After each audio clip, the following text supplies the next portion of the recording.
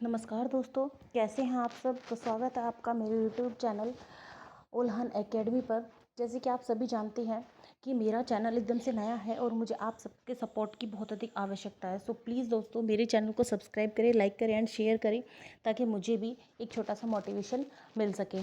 तो बच्चों, हम सीटेट की तैयारी कर रहे हैं और आज मैं आपके लिए हिंदी का एक गद्यांश लेकर आई हूँ। देखिए, सीटेट में गद्यांश एकदम से इसी तरीके के आते हैं, दिमाग घुमाने वाले, लेकिन घबराने वाली बात नहीं है। अगर आप इस गद्यांश को पढ़ेंगे तो आपके लिए एग्ज़ाम के लिए बहुत ही अधिक यूज़फुल होने वाला है। तो चलिए हम पढ़ते हैं। प्राचीन भारत में शिक्षा ज्ञान प्राप्ति का सबसे बड़ा स्रोत माना जाता था। ये बिल्कुल सच बात है। प्राचीन भारत में जो का क्या था, गुरुकुल हुआ करते थे, या जो है गुरुकुल ना होकर आश्रम हुआ करते थे। वहाँ पर बच्चे पढ़ने के लिए जाते थे गुरुओं के पास।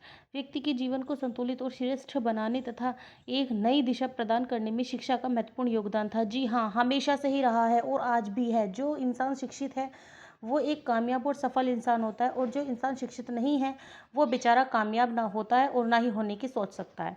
तो इसलिए एजुकेशन सबसे पहले प्रायोरिटी है हर इंसान की।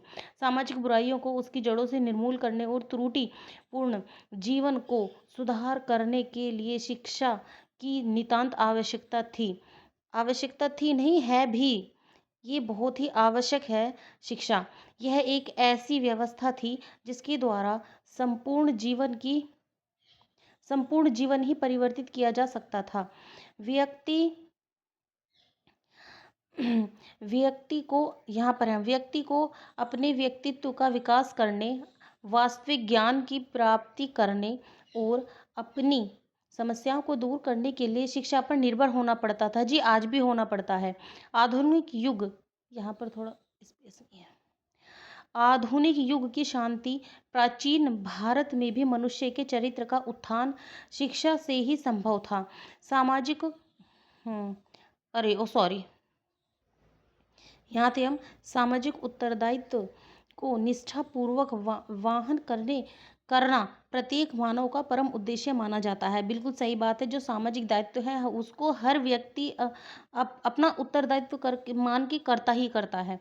सामाजिक उत्तरदायित्व क्या माना जाता है? जैसे पारिवारिक उत्तरदायित्व है, या रिश्तेदारी से उत्तरदायित्व है, या फ्रेंड सर्कल में उत्तरदायित्व है, वो हमारे उत्तरदायित्व तो है। अगर हमारे फ्रेंड को किसी चीज़ की आवश्यकता और हमारे पास वो है तो हम उसकी हेल्प करेंगे, वो हमारा कर्तव्य बनता है, वो हमारा उत्तरदायित्व है। और हमारे पास नहीं है ना, कभी कभी हमें ये सिचुएशन आ जाती है कि अपने एक फ्रेंड की मदद करने के लिए हमें कई फ्रेंडों के सामने हाथ फैलाना पड़ सकता है। वो फ्रेंड की नीयत और उसका व्यवहार देखा जाता है। ये सभी पर लागू होता है, सभी लोग समझदार हैं। आगे चलती हैं। जीवन की वास्तविकता को समझने में शिक्षा का उल्लेखनीय योगदान रहता है। भारतीय मनीषियों का मतलब होता है जो ऋषि मुनि होते थे, यहाँ पे उनसे मतलब है। जो ये मनीषी है, ये इसलिए अंडरलाइन है कि जो मनीषियों का मतलब क्या है? मनीषियों का मतलब है कि ऋषि मुनि। भारतीय मनीषियों ने इस ओर अपना ध्यान केंद्रित करके शिक्षा को समाज की आधारशिला के रूप में स्वीकार किया। विद्या का स्थान किसी भी वस्तु से बहुत ऊंचा बताया गया है। ये बात बिल्कुल सही है कि विद्या ही सब कुछ है, विद्या सर्वोपरि है। प्रखर बुद्धि एवं सही विवेक के लिए शिक्षा की उपयोगिता को स्वीकार किया गया। यह माना गया कि शिक्षा ही मनुष्य को व्यवहारिक कर्तव्यों का पाठ पढ़ाना और सफल नागरिक बनाने में सक्षम है।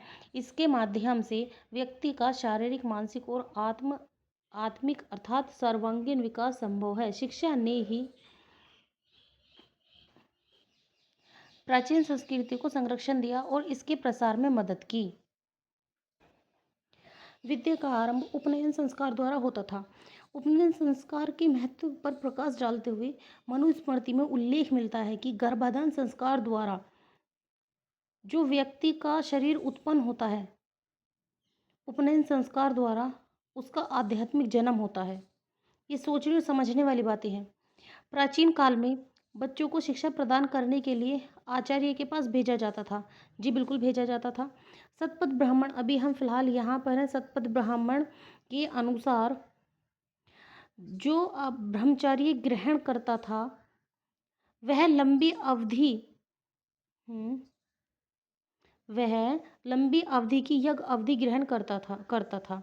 छांदोग्योग में उल्लेख मिलता है कि आरुणि ने अपने पुत्र श्वेत केतु को ब्रह्मचारी रूप में वेद अध्ययन के लिए गुरु के पास जाने को प्रेरित किया था। आचार्य के पास रहते हुए ब्रह्मचारी को तप और साधना का जीवन बिताते हुए विद्या अध्ययन में तल्लीन रहना पड़ता था। जी हाँ, विद्या अध्ययन में ही वो मस्त रहता था। वो घर भी गुरु की आज्ञा से ही आता था, बिना गुरु आज्ञा के वो घर नहीं आता था, चाहे कितने भी वर्ष क्यों न हो जाए। इस अवस्था में बालक जो ज्ञान अर्जन करता था उसका लाभ उसको जीवन भर मिलता था। देखा, जो स्कूल टाइम में या कॉलेज टाइम में हमें ज्ञान मिलता है वो हमें पूरे जिंदगी काम आता है। गुरु गृह में निवास करते हुए विद्यार्थी समाज के निकट संघर्ष में आता था। गुरु के लिए संविदा, जल का लाना तथा गृह कार्य करना उसका कर्तव्य माना जाता था।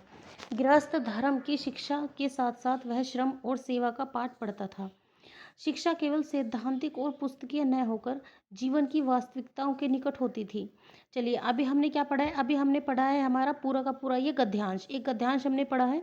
आगे हम इसके क्वेश्चन आंसर हैं, अब हम वो सॉल्व करते हैं। ठीक है, और देखिएगा आपको कैसा लगता है ये गद्यांश पढ़ के और इसके क्वेश्चन सॉल्व करके। क्या लगता है आपको कि आप अगर ऐसा कोई पैराग्राफ आ जाता है आप उसको कहाँ तक सॉल्व कर सकते हैं?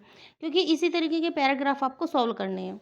अगर आप चाहें तो मैं ऐसे पैराग्राफ आपके लिए आपको सेंड कर सकती हूँ पीडीएफ में, बट उसके लिए आपको मेरा चैनल सब्सक्राइब करना पड़ेगा और आपको कमेंट सेक्शन में कमेंट लिखना होगा कि आपको ये चाहिए या नहीं चाहिए। ठीक है, उसके बाद आगे का प्रोसेस होता है। इसका क्वेश्चन है पहला क्वेश्चन देखिए, प्रस्तुत गद्यांश का सर्वाधिक उपयुक्त शीर्षक निम्नलिखित में से कौन सा हो सकता है? शिक्षा के लाभ, प्राचीन भारत में शिक्षा का विकास, प्राचीन भारत में शिक्षा, और 4 है इसका भारतीय शिक्षा प्रणाली। इसका थर्ड आंसर आएगा प्राचीन भारत में शिक्षा का विकास, उपयुक्त प्राचीन भारत में शिक्षा, ये आएगा इसका, ये वाला थर्ड, प्राचीन भारत में शिक्षा। अब आते हैं हम इसका सेकंड क्वेश्चन पर, प्राचीन काल में विद्यार्थियों के कर्तव्य निम्नलिखित में से कौन से थे? देखिए, इसमें कौन कौन से थे हमारे, इसका आंसर ब्रह्मचार्य का पालन करना, ये बिल्कुल सही है। गुरु के साथ रहना, बिल्कुल सही है। गुरु की सेवा करना, जी बिल्कुल सही है। तो इसका आंसर होगा हमारा 2। ये हमने सब चीज़ें पढ़ी हैं। ब्रह्मचर्य का पालन करता था बच्चा, गुरु के साथ रहता था और गुरु की ही सेवा करना उसका प्रथम कर्तव्य था, ये हमने पढ़ा है। प्राचीन काल में विद्या का आरंभ की जिस संस्कार से होता था उसके बारे में वर्णन किस ग्रंथ में मिलता है? उसमें मिलता है मनुस्मृति में। इसमें 4 ऑप्शन है, छांदोग्योपनिषद, और जी आपका है कठोपनिषद। कठोपनिषद में फिर आता है महाभारत और फिर है मनुस्मृति। इसका आंसर आता है मनुस्मृति में। ठीक है, अब क्वेश्चन 4 है, हम यहाँ पर क्वेश्चन 4 पर, निम्नलिखित में से कौन सा कथन सत्य है? छांदोग्योपनिषद के अनुसार आरुणि का पुत्र श्वेतकेतु था। ब्रह्मचार्य के लाभ का उल्लेख शतपथ ब्राह्मण में है। भारतीय मनीषियों ने शिक्षा की को समाज की आधारशिला के रूप में स्वीकार किया। प्राचीन भारत में मनुष्य का उत्थान धर्म कर्म में लीन रहकर ही संभव था। जी हाँ, इसका आंसर 4 है। प्राचीन भारत में मनुष्य का उत्थान धर्म कर्म में लीन रहकर ही संभव था।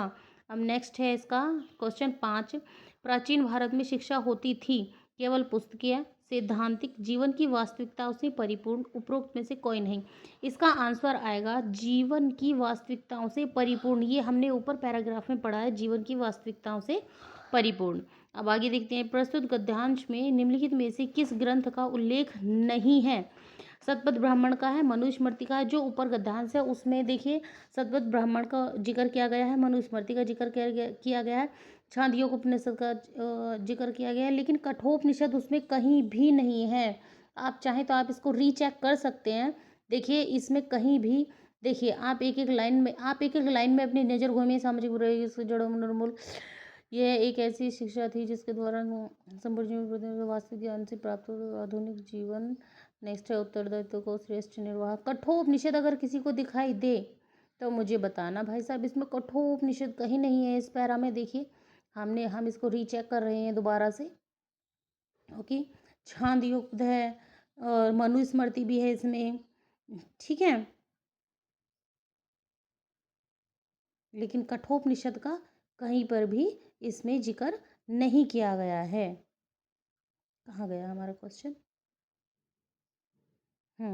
मनुस्मृति है, शतपथ ब्राह्मण का भी है, लेकिन कठोपनिषद नहीं है, इसलिए हमारा 4 आंसर एकदम से सही होगा। ठीक है, अब हम आते हैं क्वेश्चन 7 पर, उपनयन शब्द में कौन सा समास है? उपनयन शब्द में अवयवी भाव समास है। उपनयन शब्द में कौन सा समास है? अवयवी भाव समास है। सैद्धांतिक शब्द है। सैद्धांतिक शब्द क्या है बताइए? सैद्धांतिक शब्द यह आपके लिए क्या है? ये आपके लिए होमवर्क है। जो बच्चा इस वीडियो को देख रहा है वो बच्चा इसका कमेंट सेक्शन में आंसर सेंड करे, फिर मैं आपको बताऊंगी कि इसका सही आंसर क्या है, सैद्धांतिक शब्द क्या है। ठीक है, मैं आपको इसका कमेंट सेक्शन में ही आंसर दूंगी। चलिए कल चलते हैं, अब हम मिलते हैं अब हम नेक्स्ट वीडियो में। जब तक आप सब अपना ध्यान रखिएगा और खूब मन लगा के पढ़िएगा।